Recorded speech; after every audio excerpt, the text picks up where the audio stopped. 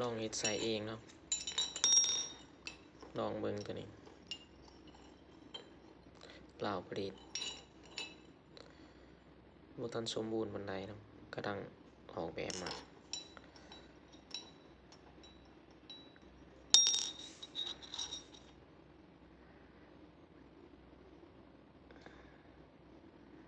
ถ่ายเบิ่งก็บ่ละเอียดปานใดเนาะ